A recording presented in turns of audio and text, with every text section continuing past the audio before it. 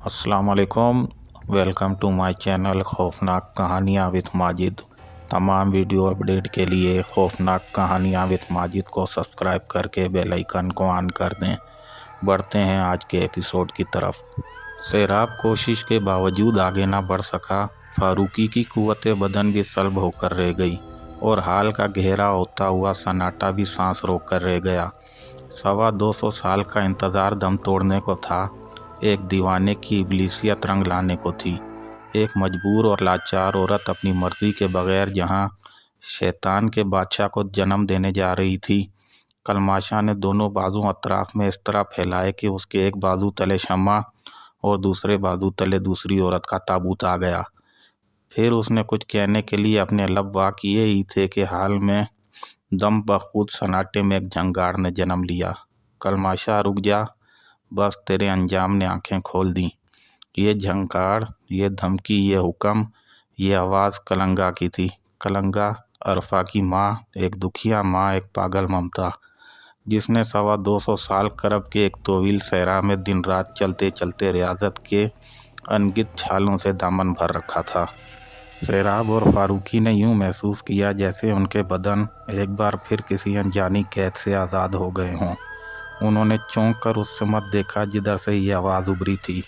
हाल के दरमियान उनके दाएं हाथ कलंगा खड़ी कलमाशा के हैरत और तैश से बिगड़ कर रह जाने वाले मनूस चेहरे पर लानत के गहरे होते हुए सायों को देख रही थी। मगर हैरत की बात ये नहीं थी कि कलंगा वहाँ अचानक ही किसी खुरदरू पौधे की तरह कैसे उग आई थी।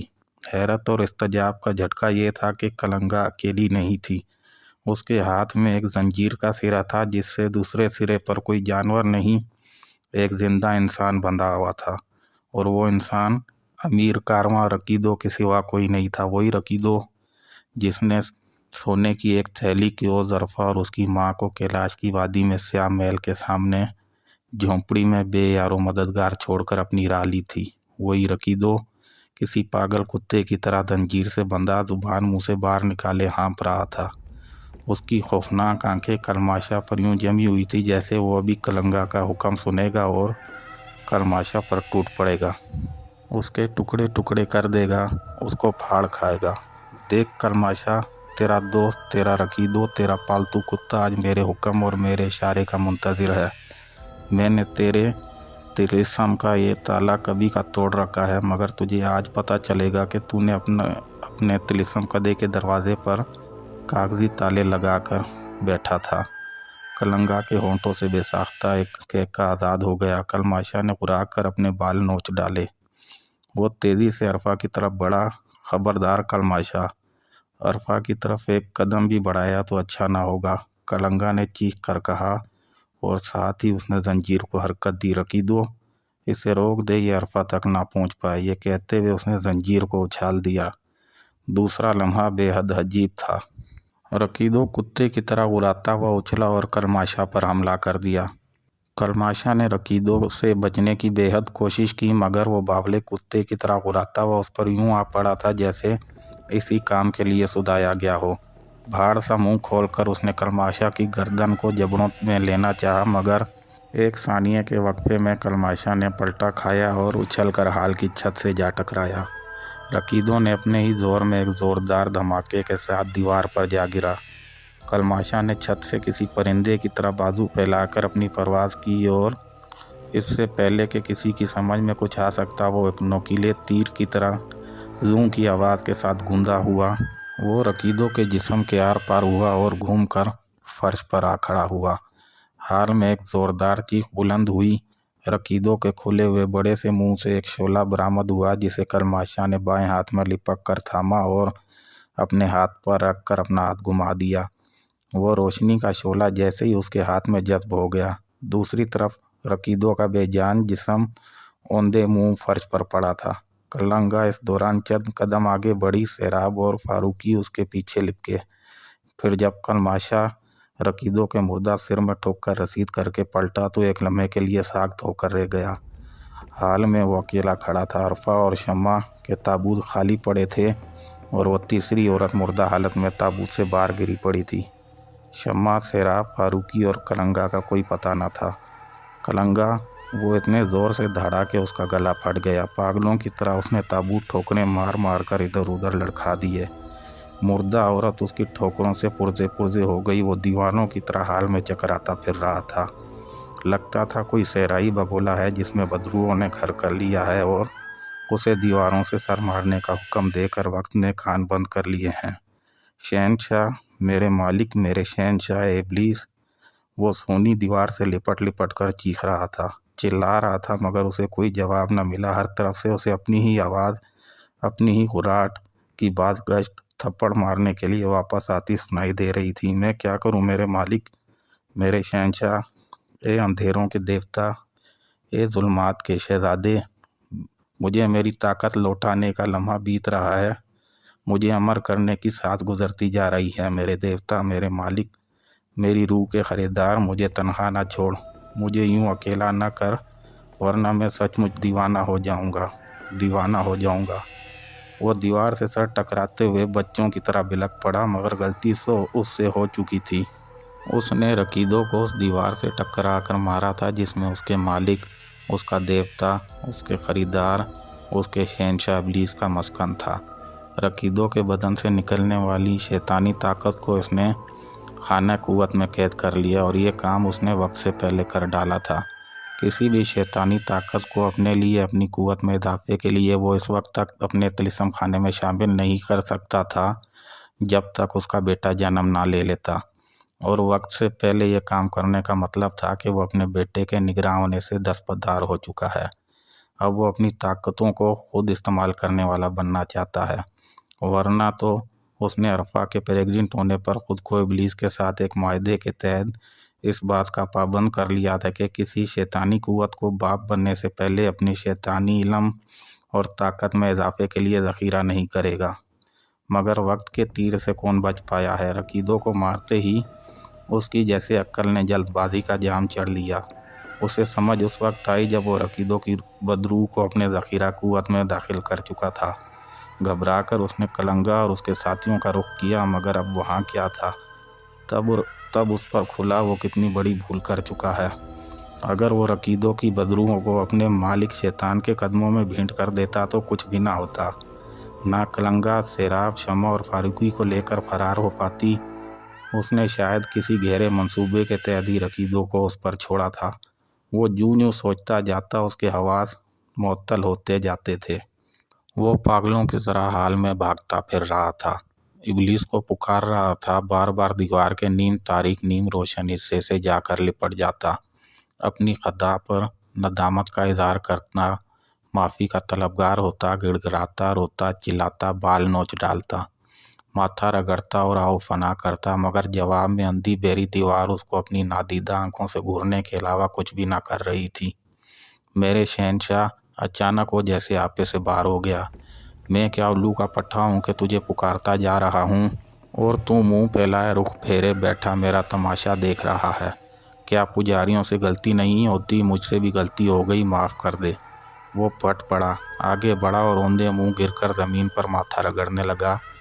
मैं जल्दबाजी में समझ नहीं सका कि क्या करने जा रहा हूँ। अब जो हो गया सो हो गया। मेरी उम्र भर की रियाजत और इबादत, परस्तिश और पूजा के बदले इतनी खता तो माफ़ कर सकता ही है तू मेरी, और अगर नहीं तो फिर ठीक है। उसका दिमाग बिल्कुल ही उलट गया। मैं भी देख लूँगा क्या होता है और मैं क्या कर सकता हूँ। मैं तेरे हाथ अपने रूह बेच कर भी खाली हाथ ही रहूँ तो मुझ पर लानत, और तुझ पर। वो कहते कहते रुक गया, उठ खड़ा हुआ, पीछे हटा। उसकी हालत बावले कुत्ते की सी हो रही थी। मुंह से कफ निकल रहा था, मुट्ठियाँ बींची हुई थी, चेहरा बिगड़ कर किसी खबीस जानवर का सा हो गया था और आवाज़ में मुसलसल गुर्राहट उसे गैर इंसानी मखलूक का रूप दे रही थी।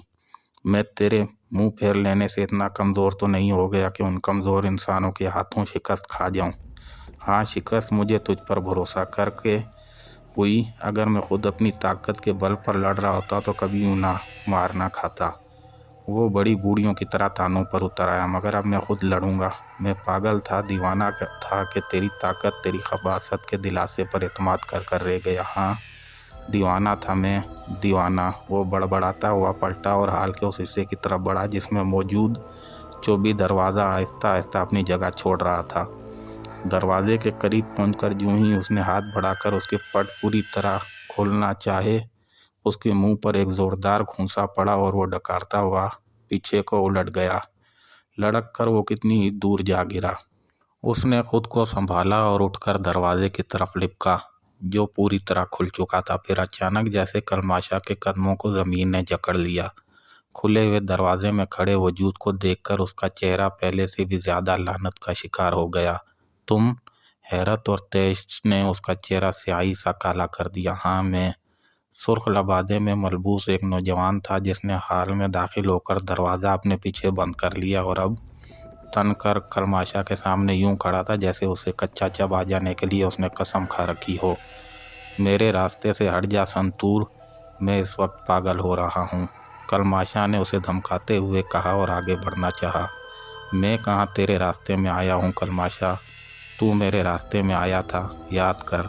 संतूर ने उंगली उठाकर उसे तंबिया की। और रही ये बात कि तू पागल हो रहा है, तो ये बात तू अब पागल नहीं हुआ, तू तो सदियों पहले पागल हो गया था, दीवाना हो गया था, कुत्ते की तरह बावला हो गया था जब तूने अपनी रूह शैतान के हाथ फरोख्त कर दी थी।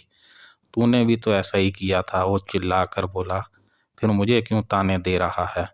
मैंने ऐसा नहीं किया था, मैंने तो एक ख़ास मुद्दत, एक ख़ास लम्हे तक के लिए शैतान के साथ एक ऐद किया था, उसे अपने जिस्म और रूह पर हक दिया था। आज वो वक्त आया और गुजर गया, अब मैं आज़ाद हूँ। ये कैसे हो सकता है? कलमाशा बेयकीनी से बोला। शैतान से आज़ादी कब मुमकिन है? हर चीज़ मुमकिन है कलमाशा, हर बात मुमकिन है, बस यहाँ कुछ होना चाहिए। संतूर ने कनपट्टी पर उंगली रख कर कहा। और तेरे यहाँ सिवाय गोबर के और कुछ नहीं है, हवस और खुदगर्जी का गोबर, मतलब परस्ती और दीवानगी का गोबर। तो मुझे बातों में ना उलझा, मुझे जाने दे। वक्त तो निकल गया मगर मैं लकीर पीटने का वक्त आने से बचना चाहता हूँ। कलमाशा जैसे मिन्नत पर उतर आया। कैसे जाने दूँ तुझे? मैंने अपनी ज़िंदगी के बेहतरीन साल इब्लीस को दान कर दिए, तो क्या सिर्फ इसलिए कि तुझे कामयाब हो जाने दूँ? ना ना कलमाशा, मैं तुझे अरफा के पीछे जाने दूँ ताकि तू उसको तबाह बर्बाद कर दे, ये मेरे होते तो नामुमकिन है। संतूर ने हाथ उठाकर बड़े ताक़ुम से कहा। अरफा से तेरा क्या ताल्लुक़ है? कलमाशा आपे से बाहर हो गया। वही ताल्लुक़ कलमाशा जो बदन का रूह से, ज़मीन का बारिश से और समंदर का हवा से होता है। वो मेरी मोहब्बत थी और हमेशा रहेगी। क्या? कलमाशा का मुंह हैरत से खुले का खुला रह गया। फिर जैसे वो पुरसकून होता चला गया। उसकी सारी दीवानगी, सारा तैश एकदम ख़त्म हो गया। उसने बड़ी गहरी नज़रों से संतूर को देखा। ये कब की बात है संतूर? अब वो बोला तो उसकी आवाज़ में बेहद ठहराव था। जब तू उसे लेकर स्याह महल के तहखाने में बंद हो गया था, तब मैंने इब्लीस की मदद ली। उसे पाबंद किया कि वो आज की इस सात तक मुझे अपनी ग़ुलामी में ले ले, और यूं ही ये सात ज़ाहिर होगी जब तू अरफा को माँ बनने के अमल से गुजारेगा, तब मेरा और उसका मुआहदा ख़त्म हो जाएगा। अब मैं आज़ाद हो जाऊंगा। 225 साल मैंने अरफा की मोहब्बत में खामोश रहकर गुजार दिए कलमाशा। मैं उससे तब से प्यार करता हूँ जब से वो अमीर रकीदों के काफ़िले के साथ सेरा सेरा गाँव रक्स करने के लिए शामिल हुई थी। और तू शायद नहीं जानता कि मैं अमीर रकीदों का छोटा भाई हूँ। अच्छा? कलमाशा ने हैरत आंखों में उबलने ना दी। ये मेरे लिए इंकशाफ है। दूसरा इंकशाफ? मैंने बारहा चाहा कि मैं उस पर अपनी मोहब्बत ज़ाहिर कर दूं, मगर हिम्मत ही ना हुई। वो इतनी सरकश और मर्जी की मालिक थी कि मैं ज़ुबान खोल ही ना सका। फिर जब तूने उसे अपने शहर के जाल में जकड़ कर बेआबरू करना शुरू किया तो मैं पागल सा हो गया। मैं सीधा साधा आदमी तेरी खबीस ताकतों का मुकाबला कैसे करता? तब मैंने शैतान की पूजा शुरू की। वो आया। मैंने उससे जिस दिन अरफा का मुतालबा किया तो उसने मुझे बताया कि वो प्रेग्नेंट हो चुकी है और अब उसकी वापसी मुमकिन नहीं। वो तुझसे अपने मुआहदे का पाबंद था। उस पर मैंने एक लंबा मंसूबा बनाया और ख़ुद को शैतान के हाथों उस वक्त तक के लिए गिरवी रख दिया जब तक तू अरफा को माँ बनाने के लिए लम्हे को पा लेता। आज वो लम्हा आया और गुजर गया। तू नाकाम हो गया। मैं कामयाब नहीं तो नाकाम भी नहीं हुआ। अरफा जा चुकी, वो अब कभी तेरे बच्चे की माँ नहीं बन सकेगी, और तू कभी शैतान आदम के नायब का बाप नहीं बन सकेगा। मुझे लगता है संतूर, यहाँ रहकर तूने और भी कुछ किया है। मुझे ख्याल आ रहा है कि तूने बाज़ मामलात में बाज़ मेरी नाकामी को जन्म दिया है। कलमाशा ने उसे बड़ी गहरी नज़रों से देखा। हाँ, संतूर ने बड़ी लापरवाही का मुजाहरा किया। कई बार मैंने तेरे मामलात को ख़राब किया। रकीदों को कलंगा के हवाले मैंने किया। तेरी सारी मंसूबा साजियाँ कलंगा के मैं गोश गुजार करता रहा, और आज उनको फरार कराने में भी मैं ही उनका माविन बना। गद्दार! नफरत से कर्माशा के होंठ सुकड़ गए। हरगिज नहीं, संतूर ने इसी इत्मीनान से कहा। मैं कभी तेरा गुलाम, तेरा साथी नहीं रहा। मैं यहाँ शैतान के पुजारी की हैसियत से रहा और उसी का नाम जपता रहा।